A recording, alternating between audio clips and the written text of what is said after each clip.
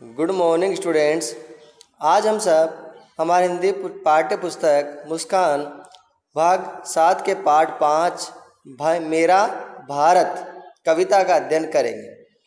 जैसे नाम से स्पष्ट हो रहा है, कविता का नाम क्या है? मेरा भारत। अर्थात प्रस्तुत कविता में हमारे भारत देश के गरिमामय इतिहास, संस्कृति, प्राकृतिक सुंदरता, यहाँ पर रहने वाले जीव, जन्म लेने वाले महापुरुषों के बारे में बताया गया है।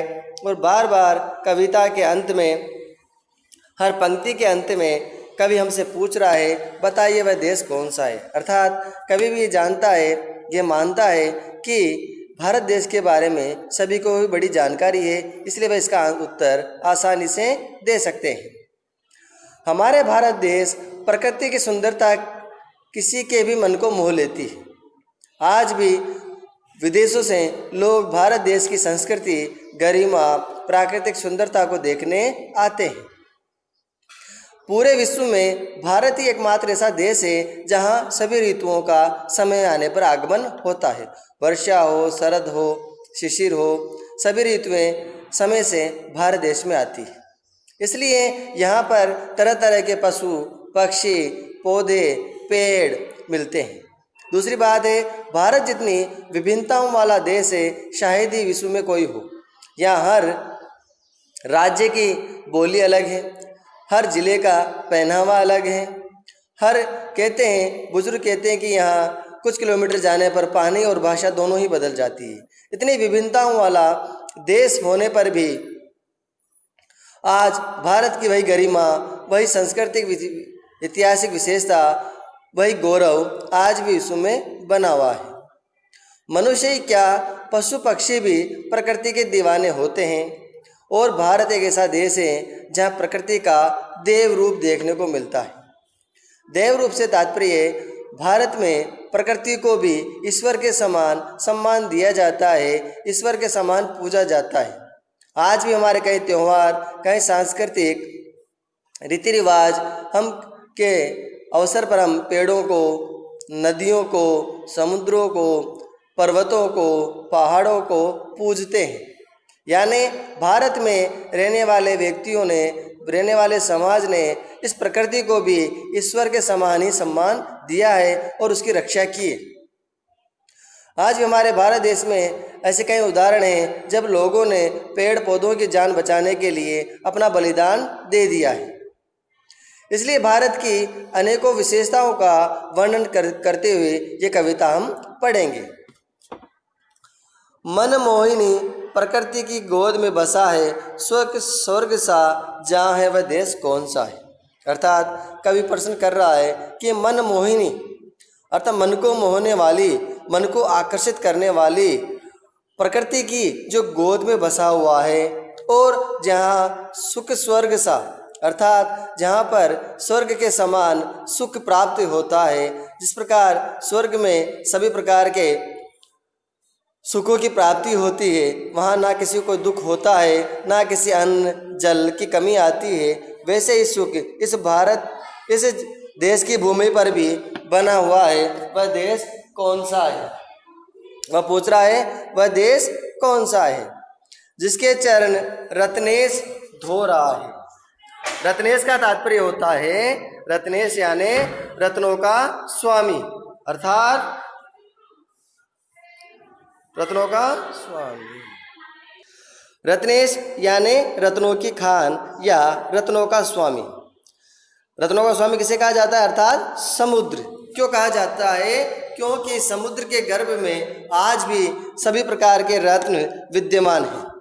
या प्राचीन समय में हमारे भारतीय संस्कृति में समुद्र मंथन किया गया था, अर्थात समुद्र को मथा गया था और उसमें से अनेक रत्नों की प्राप्ति हुई थी। और सबसे मूल्यवान रत्न यानी अमृत भी समुद्र से ही मिला था।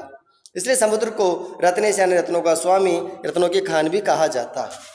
जिसके चरण निरंतर रत्नेश धो रहा है, यानी भारत भूमि के दक्षिण में स्थित अरब सागर और बंगाल की खाड़ी और हिंद महासागर तीनों ही इस प्रकार लग रहा है जैसे वे इस भारत भूमि के चरणों को धो रहे हों।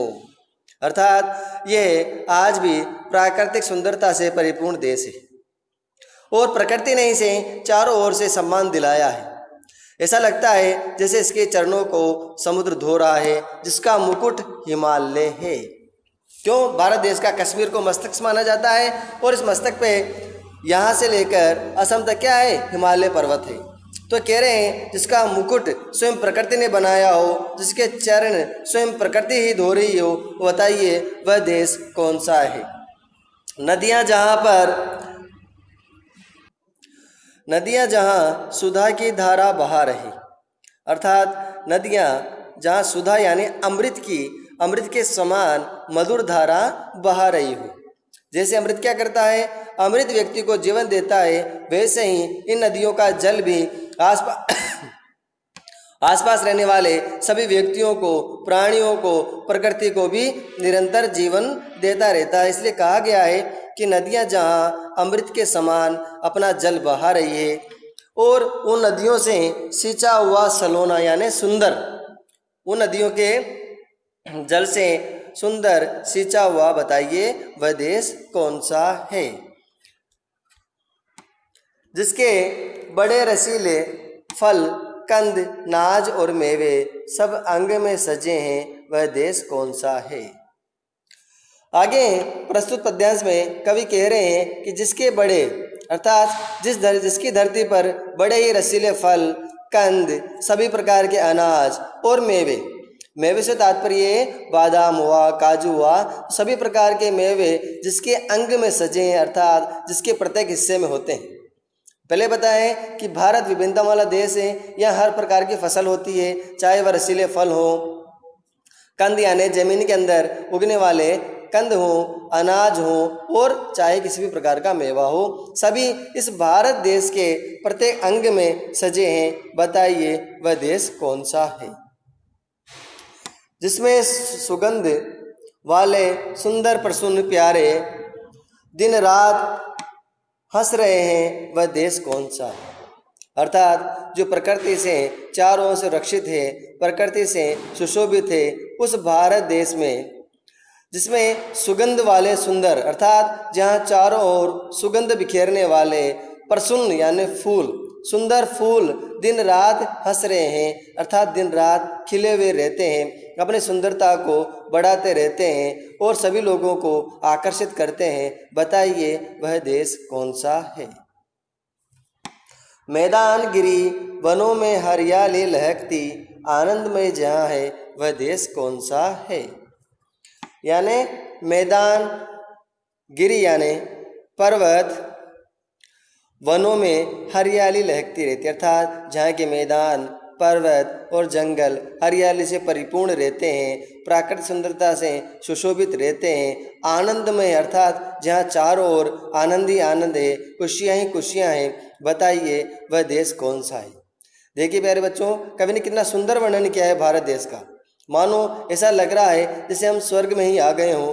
तो और कवि भी प्रत्येक हिस्से का, प्रत्येक प्राकृतिक सुंदरता को एक एक करके वर्णन कर रहा है, चाहे फल हो, सुगंध वाले प्रसून हो, नदियाँ हो, पर्वत हो, समुद्र हो, सभी का उसने सजीव वर्णन किया है। और ऐसा लग रहा हो जैसे प्रकृति ने स्वयं भारत में रहने वाले लोगों को ये सब एक उपहार के रूप में दिया है। जिसकी अनंत धन से धरती भरी पड़ी है, संसार का शिरोमणि, वह देश कौन सा है? अर्थात जिसके अनंत यानी कभी समाप्त न होने वाले धन से धरती भरी पड़ी है, अर्थात संपूर्ण भारत देश की धरती पर अनाज हुए, पेड़ पौधे हुए, अनेक रत्न मिलते हैं, जिनसे कि ये देश भरा पड़ा है। संसार का शिरोमणि, अर्थात संसार का सबसे श्रेष्ठ, मणि यानी शिरोमणि यानी सबसे श्रेष्ठ या मणि के समान चमकीला। बताइए वह देश कौन सा है? अर्थात जो संसार में सबसे श्रेष्ठ कहा गया है। क्यों कहा गया है? क्योंकि भारत के व्यक्तियों ने, भारत के निवासियों ने शुरू से ही, अनादिकाल से ही अपनी संस्कृति और ज्ञान का प्रसार चारों ओर किया है। वह आक्रमण करने कहीं नहीं गए हैं, बल्कि उन्होंने अपने ज्ञान का प्रसार आसपास के देशों में और सुदूर देशों तक उन्होंने भेजा है। आज भी हमारे भारत से जो संस्कृति से जुड़े हुए चिन्ह आए दिन कहीं ना कहीं किसी न किसी देश में खुदाई के अंदर निकलते रहते हैं। सबसे प्रथम जगत में जो सभ्य था यशस्वी, जगदीश का दुलारा, वह देश कौन सा है? आगे कवि कह रहा है सबसे प्रथम जगत में, अर्थात सबसे पहले जो सभ्य था, अर्थात जो सामाजिक जीवन में रहना जानता था, जो सांस्कृतिक रीति रिवाज निभाना जानता था, जो कीर्तिमान प्रस्तुत करता था, ऐसा देश जो क्या था? जगदीश का दुलारा, अर्थात ईश्वर का प्यारा, वह देश कौन सा है?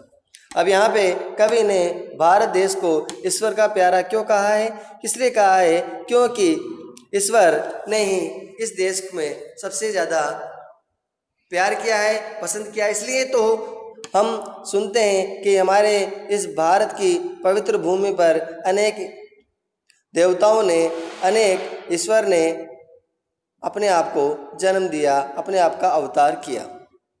चाहे राम हो, कृष्ण हो, बौद्ध हो, महावीर हो, सभी ने इसी भारत देश को अपनी कर्म भूमि बनाया है। इसलिए कहते हैं, कवि कह रहे हैं कि इसलिए ये देश क्या है? ईश्वर का भी प्यारा है, जिसने समय समय पर यहाँ के निवासियों का मार्गदर्शन किया और अपने अंश के रूप में यहाँ कर्म किए हैं।